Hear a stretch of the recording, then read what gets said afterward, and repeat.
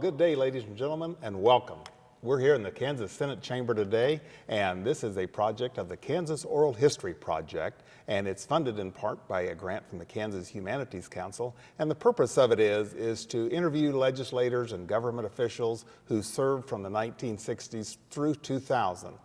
The purpose of this is, and we hope that people will be able to go back and look at it and study these interviews that we're doing to see that government really did work very functionally at one time in the state of Kansas and in all states, and how parties came together and worked with each other to get accomplishments. My name is Dave Webb. I'm from Stillwell, Kansas. I'm an auctioneer and appraiser by profession and a former member of this body, and so it's my honor to be here today conducting this interview with a legend of the state of Kansas, Wayne Zimmerman. Wayne is from Olathe, Kansas, and today we think of all of the legislators we serve from districts.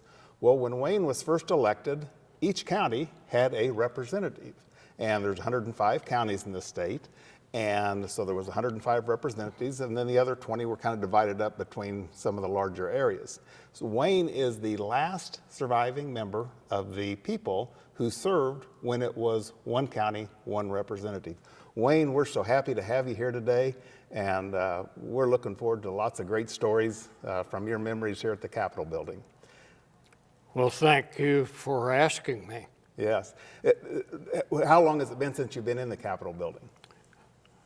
I'm not sure, but many years. A long time. Yeah. Well, as you walk through, I'm sure you noticed a lot of the renovations. Yeah, I had not been here since the renovation. Yes. This Capitol building did need it, and they did a great job with the renovations. And I'm sure you saw by the cage elevator, one of the resolutions when you were in the Senate to preserve the cage elevator and keep it operational. Well, Wayne, I want to kind of start. I remember the Zimmerman family from basically about all my life, kind of what I call Santa Fe or 150 Highway or 135th Street. Martin City Road. Martin City Road before that.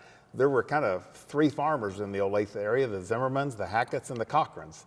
And you all kind of worked together, from what I remember, to make things happen. Of course, today there's not any farmland left along that area. Almost all gone. Almost all gone. You're exactly right. And I remember I went to Olathe middle school and high school, but I remember seeing your dad out with his little Ferguson tractor, I think it was, working the ground back and forth. And then later in life, as I farmed some of that land, he would come right along with me, and we had great visits. So, you grew up Olathe. You probably did you go to Olathe schools or Stanley schools? Olathe. We were halfway between Olathe and Stanley. Right. And you probably went to the John P. St. John school before it was Olathe. That's correct. So, and that's where I started in Olathe schools, was in the old John P. St. John. It was the last year that was the class there. So, and your folks, you were just halfway in between. And of course, that was a long ways into town at that point in time. 5 miles. 5.5 miles to the high school. Yes. Yeah. And it wasn't a stoplight story about and all those things at that point in time. Went to Olathe, went to K-State after that. That's correct. And so tell us, kind of pick up your life from that early era, high school, into K-State, the Flying Air Force. And so let's kind of tell us about that, and we'll get started there. Well, in high school, I was in the vocational agriculture program, and the instructor was one of the outstanding vocational ag instructors in the state, and he was a K-Stater. Actually, he left Olathe and started an ag department in Friends University in Wichita in 1947. Okay. And those of us who went to college all went to ag school at K-State. He tried to get us to come to Friends University, but we all went to K-State.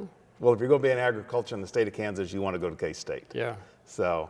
And then I think there you were in the ROTC program?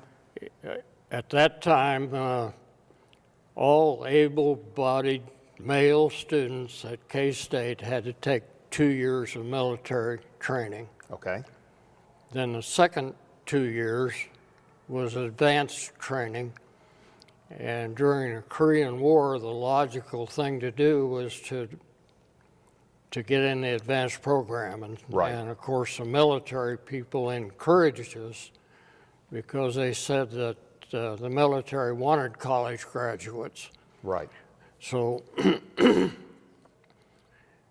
after the advanced program, you got your commission in the military. And like in my case, I committed to go to flight school for 4 years active duty.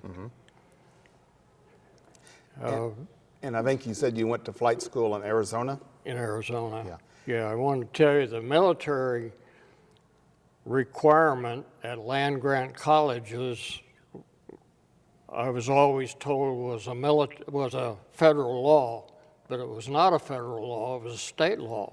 Interesting. And I assumed that the state had to commit to that to become to get a land-grant college. So when I was in the House, I was chairman of the Military Affairs Committee. Okay. And that was during the 60s when there were a lot of protests and riots. ROTC buildings on campuses were being set on fire, and there were riots. And the administration at K-State decided they wanted that law repealed. And they came to me as chairman of the Military Affairs Committee to get the law repealed, and I didn't want to because I thought that would be the end of the military training program at K-State. Right. They finally talked me into it, and I carried the bill on the floor. It passed, and the next year the enrollment went up, which was exactly the opposite of what I thought would happen. Well, good. Good. So you went to Arizona after K-State to go to flight school. I graduated in May, and I had to wait till December to get into a flight class. Okay. What did you learn to fly in? I went through jet fighter training. Jet fighter training. Yeah. So, and then flew jets, I assume, all around? Well, at the end of the Korean War, there were not airplanes, and there was not fuel available, and it was difficult to even get flying time.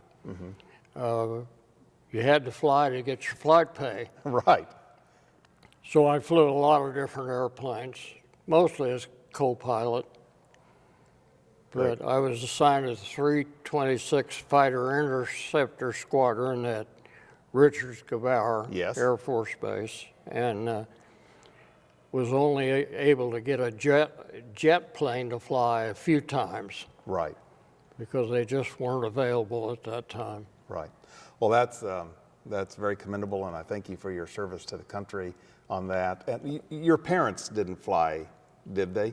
No. Okay. Well, my dad had been up a lot of times in a World War I airplane, a Jenny. Okay. But he was not a pilot. Okay. And your son flies, and Yes. it's one of those things that once it's in your blood, it's there forever. So, and I've enjoyed a 45-year flying career, and myself. And do you still have an airplane? We sold it a few years ago. We just weren't using it as much as we used to, and so we did get rid of it. And but there is not one that flies over today that I can't tell you what type of engine's in it. Yeah. So it's just one of those things that we all learn. Well, tell us about what motivated you to run for the legislature. You and a little bit about the one county, one representative at that time. I remember during the 60s and 70s, my mother was a Republican precinct committee woman, and you would always stop by our house to campaign. I remember that as vividly as can be.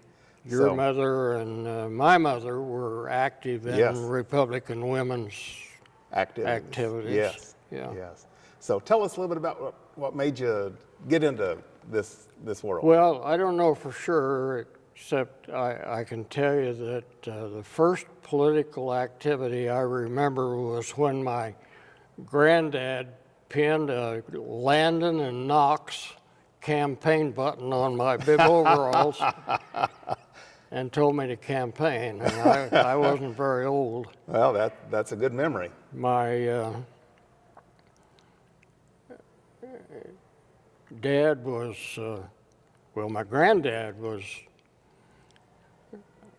very conservative, very much against the New Deal, and sure that would result in many of the problems that we have today, and he was right. Yes.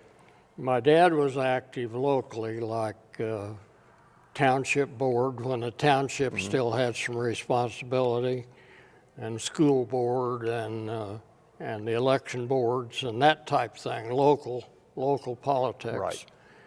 Right. I guess I became interested in running when the JCs had a course that was sponsored by the national JCs. I think it was called Practical Politics. And I was active in the JC organization at that time and participated in that program, which encouraged people to become precinct committee people and to get involved locally and run for office if possible. And when I filed the first time, an old timer in Olathe said, "Well, your granddad did that." And I said, "No, I don't think so." And I looked it up in the Historical Society and found out it was my great-granddad was Okay. in the House in the early 1890s, and I had never heard that. Well, neat. Actually, the reason I filed is the retiring House member who was from Shawnee was Jack Gardner, and George Lowe, who was a friend of mine, was in the Senate. He was appointed to fill an unexpired term for a member who was killed in a car accident. George called me one day and said, "Jack and I would like to talk to you. Would you meet us for coffee?" And Jack decided, he was a lawyer, he decided he didn't want to run again. And he said, "We want you to run for the House."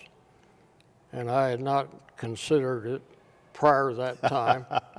But when George was appointed to the Senate, he was told that he could not be a precinct committee man and a senator at the same time.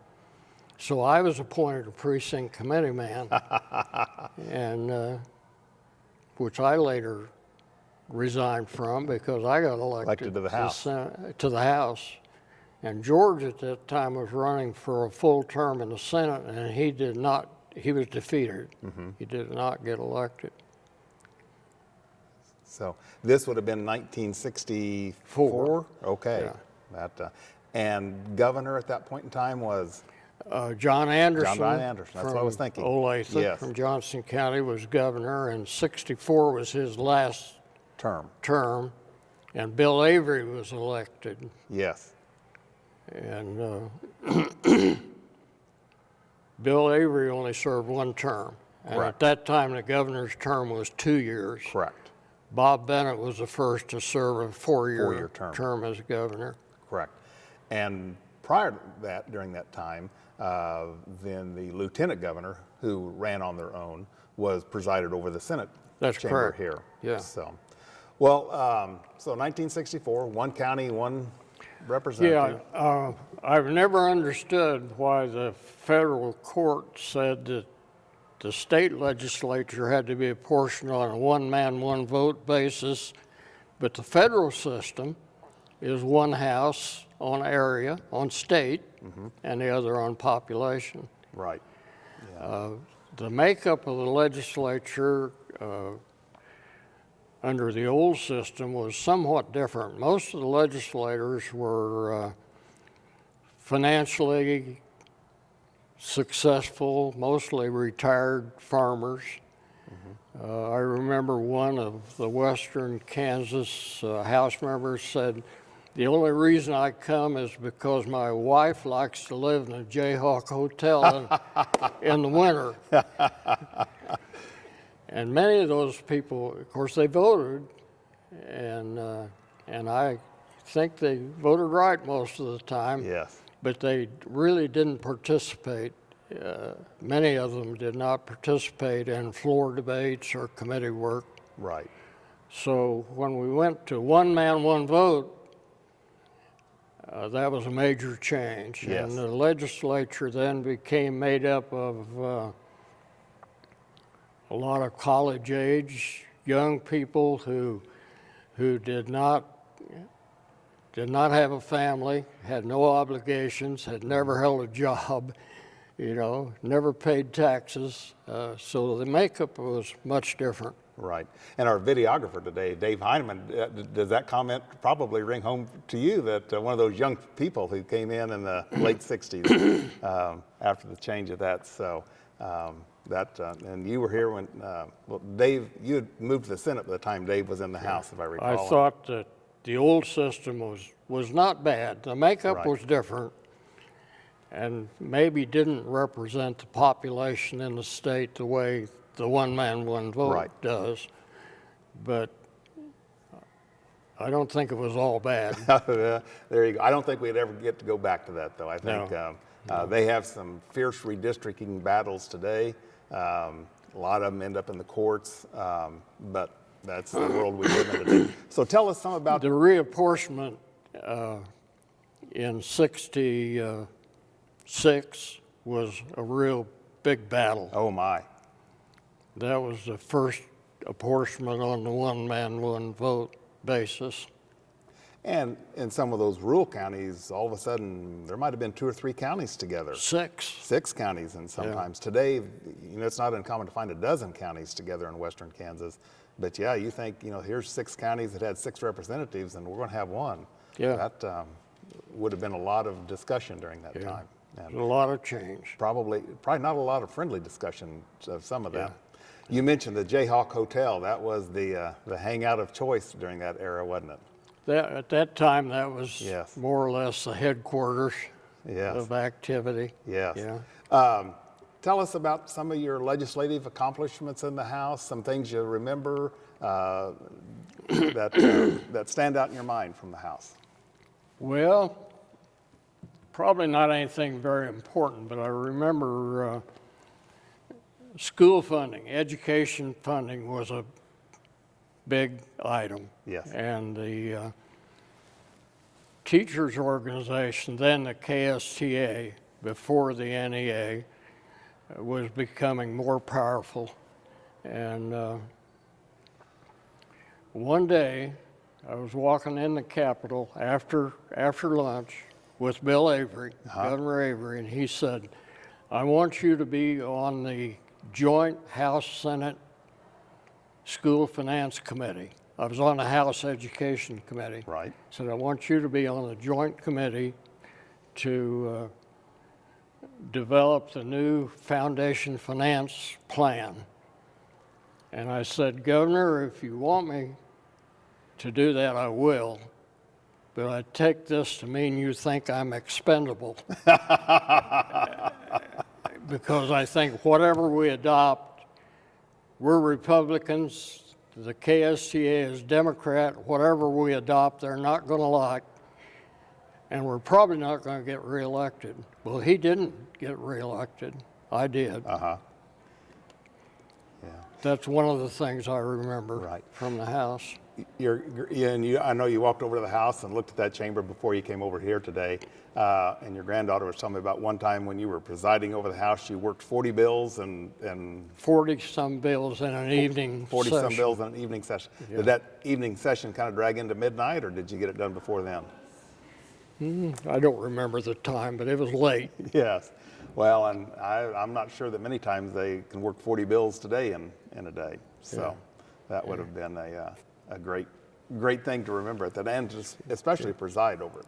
Yeah. So, did you ever get any battles over the rules, people during that time, and debates over those things? In the House, the tradition was that all lawyers were on the Judiciary Committee automatically. And I served with 4 representatives from Johnson County and and 3 of them were lawyers. Uh-huh. And they complained to me all the time that the Judiciary Committee had trouble getting a quorum to their meetings. There were so many of them that none of them took the responsibility. So I introduced a resolution to allow other than lawyers to be on the Judiciary Committee. Uh-huh. And that was a very controversial thing. And I was not a friend of lawyers Yes. at that time. And I think 2 years or 3 or 4 years later, maybe, they had to adopt that resolution because there weren't enough lawyers in the To fill the committee. House to make a committee. So they had to do what I had proposed Interesting. at a later time. Just a very few short years ago, and you're right, there's been lots of attorneys both in the House and the Senate over the course of the history of the Kansas legislature. And it was just a few years ago that there was only one attorney, and he was a non-practicing attorney from Wyandotte County, still serves in the Senate today. And it was the first time that the judiciary committees had no attorneys on them. And so it just shows how all those things shift over the years. Yeah, if you look at the roster in the 60s, it was real heavy with lawyers. Yes, yes. And a lot of them saw that as a way to promote their business at home. And in that era, and that was very, very true. So you said you were in the House for 2 terms and then out, and then back to the House? I was out for 4 years. Out for 4 years. I decided after 2 terms I couldn't afford to do it anymore. Right. You may know the pay. Yes, I remember In the pay. '65 was $10 a day and $15 expenses. Uh-huh. And which wasn't important to me at the time because when I ran, I didn't even know it paid anything.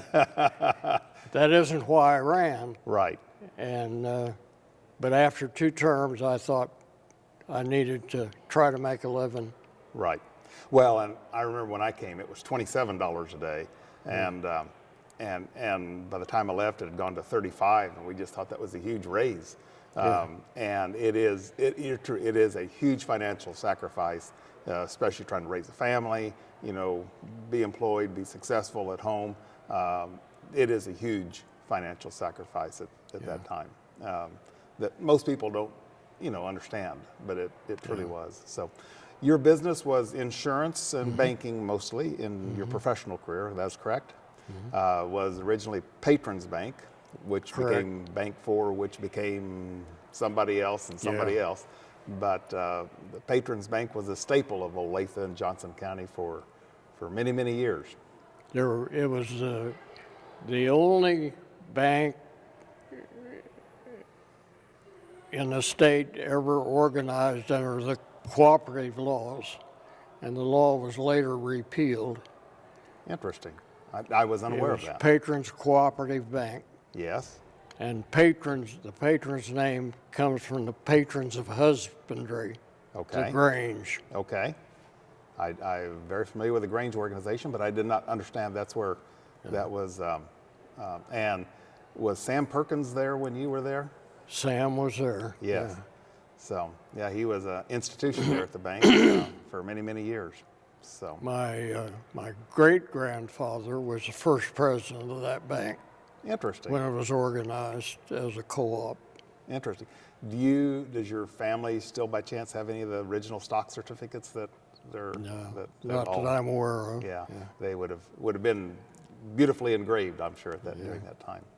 So you were out of the legislature for a while. For 4 years. For 4 years, busy with insurance and, of course, a young family, I assume. And back on the campaign side, did you get to help draft your kids into campaigning when you went? Do what? Did you get to help get your kids to come campaign with you? Yeah, actually,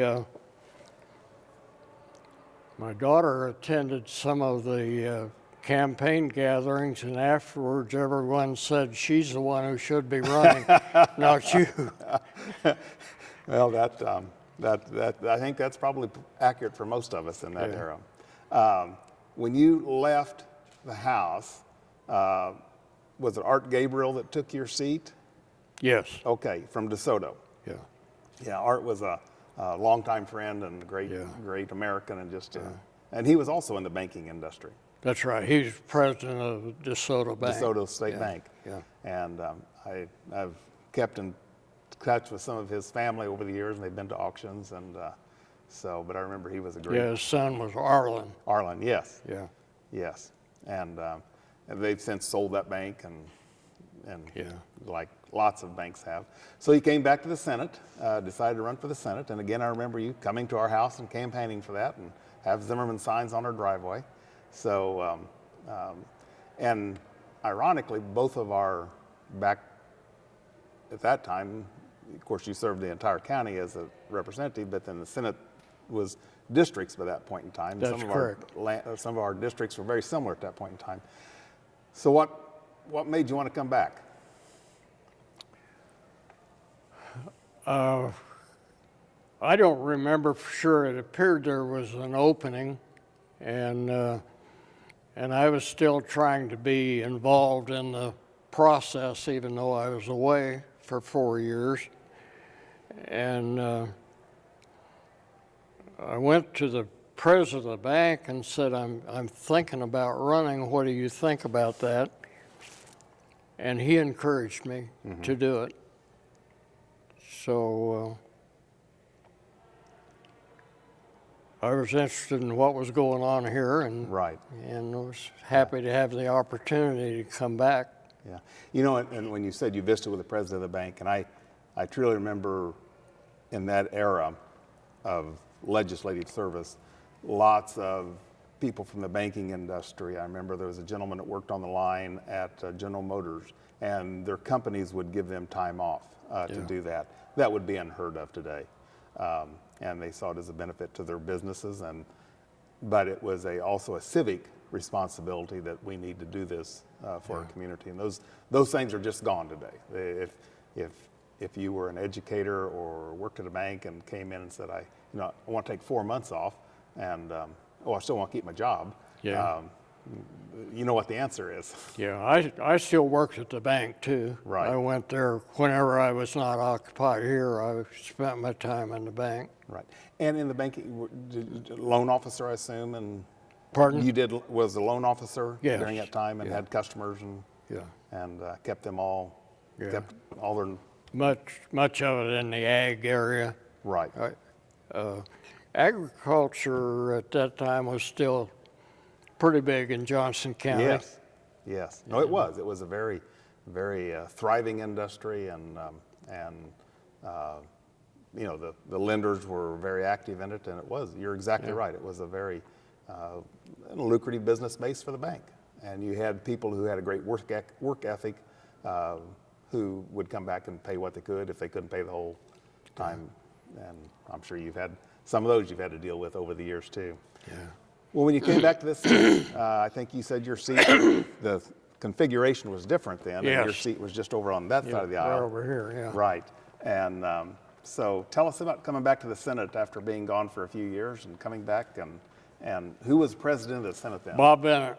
Bob Bennett was president Bob of the Senate. Bennett was president of the Senate, and he later ran for governor, of Correct. course, and was elected. Correct.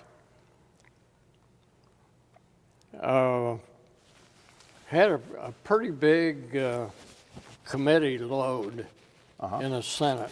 As you probably recognize, I'm sure you do, there's the same number of bills were handled in the Senate as are handled in the House, but there's a difference in the number of people. Yes. And here are the committees I was on.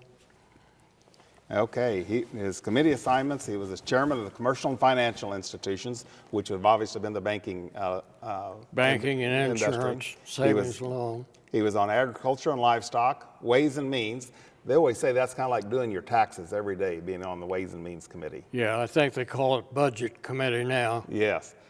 Elections and legislative and congressional reapportionment. I got to serve on that 1 year, one term, and that's really all anybody should serve on an apportionment committee is one term. Yeah. So And so, yes, you were very active with all those schools. Tell us about maybe. I was also on post audit and ethics commission. Yes, and the pay is about, you still get the same amount of pay. Yeah. For all this. Bob Bennett was president of the Senate, and I knew Bob pretty well because he ran for the Senate the same time I ran for the House, Right. first time. And I think as a result of that, he may have appointed me to more things because he knew me and I was available. Right. And he knew your work ethic and that you would see to it things got done. Bob was a very fair person to work with. As you remember, that was soon after Watergate, so there was an effort in every state to pass ethics legislation Yes. and campaign reporting requirements. And I was on the elections committee. And of course, since that was an objective of the leadership to get that kind of legislation passed, I was expected to support it, but I didn't. I opposed it because I said that it was unworkable. And the committee chairman, who was a friend of mine, Arden Booth, got very Yes. upset with me. From Lawrence. And Arden went to Bob Bennett and said that I was not cooperating and not supporting the proposal. So Bob called me in and said, Arden says you're not playing ball. And I said, well, Bob, I think that proposal is unworkable and I'll not support it in its present form. I said, you can take me, you put me on the committee, you can take me off if you want to. And he said, oh no, you do whatever you think's right. Right. So I continued to oppose it. When Bob completed his campaign for governor, he came to me and said, you were right. We cannot figure out how to report and satisfy the Ethics Commission, the staff of the Ethics Commission. And he said, I want you to go on the commission and see if you can straighten it out. So I was on that commission for a short time. Interesting. Interesting. Did you get them straightened out? No, they're still having problems. They still do have problems. You're exactly right. Yeah. You talked about Bob Bennett then, and he ran for governor. I Yes. believe Concannon, was it Don Concannon? Don, yeah. It was a bitter campaign. I remember that. It was kind of west against east. Yes. Yeah. And I remember Bob's beard got to be quite a controversy in that. And he wasn't going to shave his beard off. And so. Well, I can tell you a story about that. There was some question about whether Bob should keep his beard when he ran for governor or not, because at that time, beards were not acceptable in the rural areas of the state, and particularly the western part, they Yes. thought. So Bob's wife, Olivia, came to me one day on the Senate floor and said, you've known Bob a lot longer than I've known him. Do you think he should shave or keep his beard? And I said, Olivia, have you ever seen him without his beard? And she said no. And I said, well, he should keep it. Yes. Yes. And he did. Yeah, that's interesting. And just last week there was a legislative shrimp peel, which again Dave Heinemann's been very active in. And when you talk about Bob Bennett, Ross Doyen, who you served with here in the Senate, his daughter was a ventriloquist, and we found a picture of her down in the governor's office with Governor Bennett then, and her ventriloquist dummy doing a skit. Was that right? Yes, and so it was great. We shared that picture with her. And she Yeah, was, Ross Doyen was chairman of the Ways and Means Committee Yes. when I was on it. Ross is one of two people who I recognized when I came to the House. He was a student at K-State, same Yes. time I was, maybe 2 years ahead of me. And there was one other K-Stater here, Ed Boyd from Larned, Okay. I recognized him. There are only two people that I recognized when I Interesting. came to the house. Interesting. You know, and it's interesting you say that. Ross, when I was in the House, of course, he was serving the Senate, but he kind of took me under his wing. Just as Ross took me under his wing, and just to give me a lot of great advice and counsel, as I really appreciated it.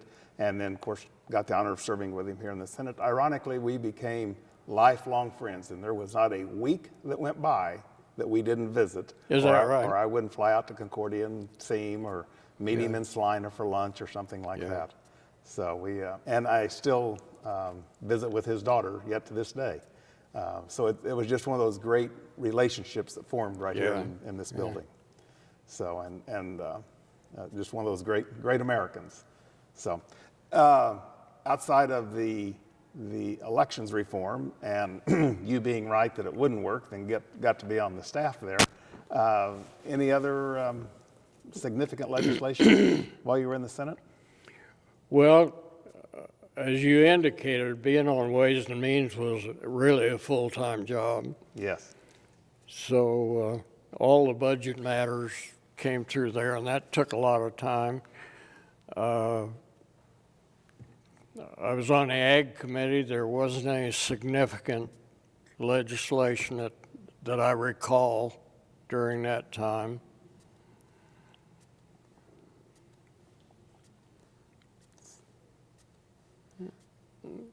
The same subjects that keep coming up now came up then, of course. School finance. Ethics. Right. For example, or two. Yeah. Well, and as we're sitting here today during the recess of the chambers, till they come back for their veto session, education funding is still out there, and there's lots of questions about it. It's been that way, as you say, for probably forever. It's the largest piece of the state budget, and you'd like to deal with it first, but it's always done at the last. And I remember serving on conference committees. It was some of the last things you'd pass would be the final education budget. And it was difficult then, it's difficult today. And as we see school districts today, Kansas used to have a lot of school districts, and then the consolidation, I'm sure you remember, in the late 60s.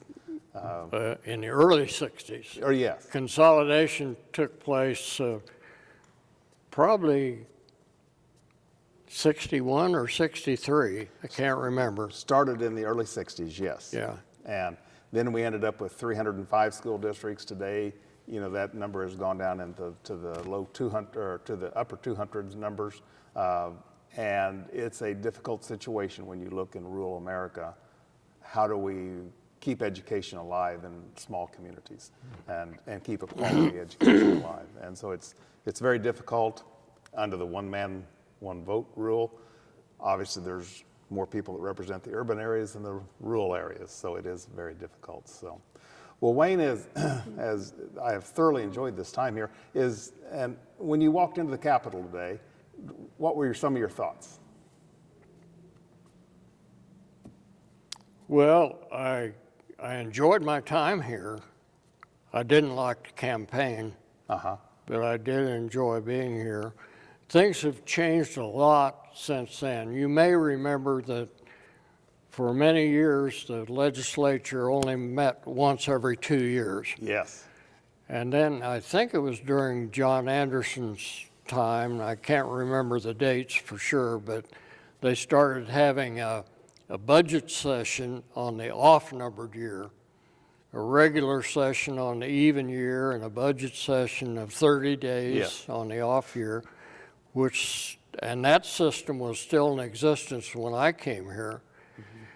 And then the budget session kept getting extended because we weren't getting our business done.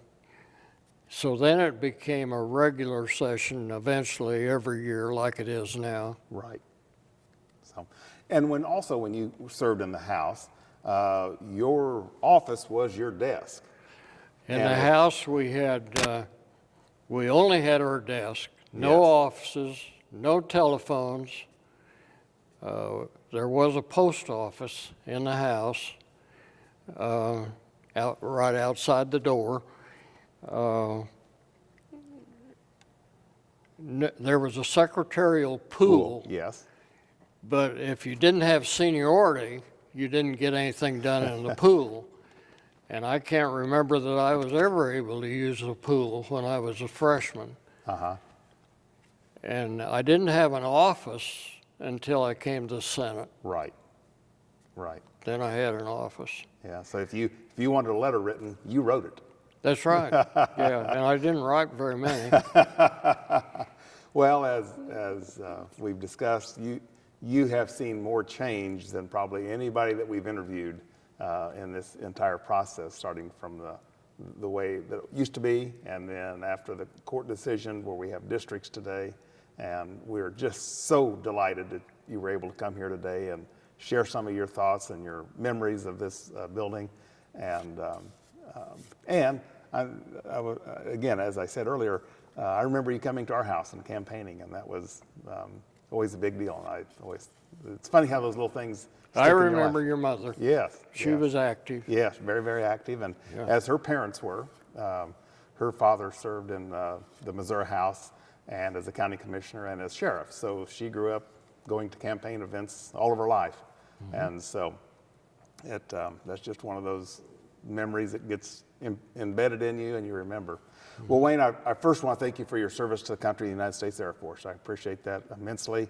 And I want to thank you for your service here in the Kansas House and Senate. And as we get ready to close, and we have a great democracy, and it's because of people like Wayne who have served his country, served in this state, that we have a democracy that's alive and well today. Wayne, thank you very much. Thank you. Okay.